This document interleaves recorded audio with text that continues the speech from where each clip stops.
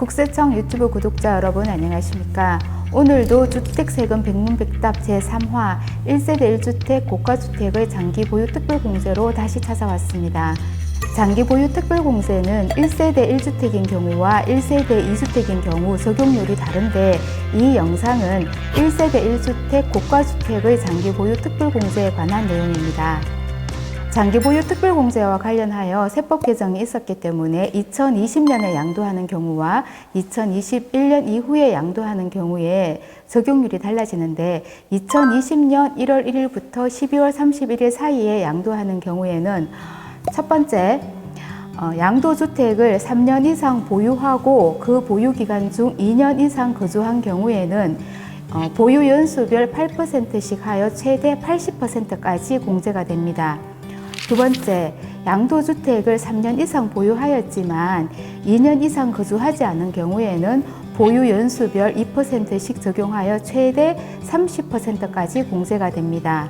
이상 두 가지 경우는 2020년에 양도하는 경우에 적용되는 규정이고요.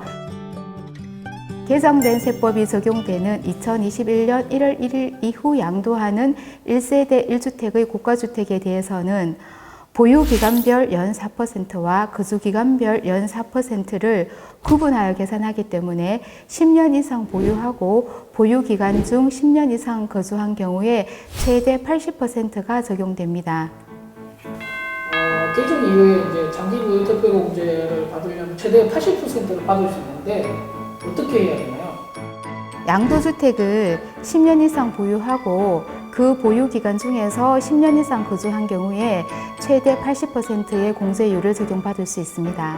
장기보유 특별공제 공제율 표를 보면 3년 이상부터 표시되어 있는데 왜 그런 거죠? 장기보유 특별공제는 기본적으로 3년 이상 보유한 경우에 적용이 되고 3년 미만 보유한 경우에는 적용이 되지 않습니다. 표 하단에 당구장 표시 보면 거주기간이 2년 이상인 경우 8%를 공제한다고 되어 있는데 이건 왜 그런가요?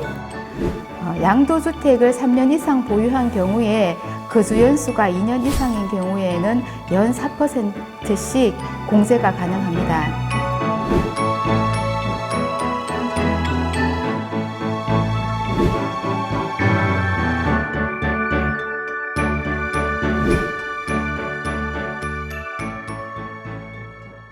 이번에는 장기보유 특별공제의 세법 개정으로 인하여 세법 개정 전과 개정 후의 세금 차이에 대해서 한번 알아보도록 하겠습니다.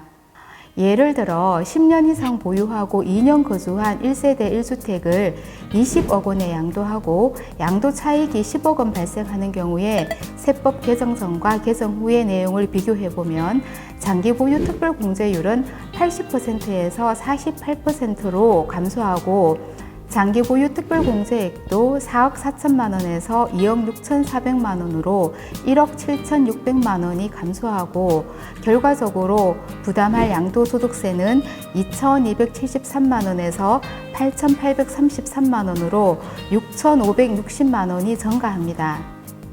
이번에는 10년 이상 보유하고 10년 이상 거주한 1세대 1주택을 20억 원에 양도하고 양도 차익이 10억 원 발생하였을 때 세법 개정 전과 개정 후의 내용을 살펴보면 장기보유 특별공제율이 80%로 동일하고 장기보유 특별공제액도 4억 4천만 원으로 동일하며 부담할 양도세액도 2,273만 원으로 동일합니다. 두 경우의 사례를 통해서 1세대 1주택 고가주택을 10년 이상 보유하고 보유기간 중 10년 이상 거주한 경우에는 세법 개정 전과 후에 세금 차이가 없지만 10년 이상 보유한 경우라도 거주기간이 짧으면 짧을수록 세법 개정 후인 2021년 1월 1일 이후 양도하는 분부터는 장기보유 특별공제액이 감소하기 때문에 양도소득세 부담이 높아짐을 알 수 있습니다. 오늘은 1세대 1주택 고가주택의 장기보유 특별공제에 대해서 알아보았는데요. 오늘 영상은 여기에서 마치고 저는 더 유익한 영상으로 다시 찾아오겠습니다. 감사합니다.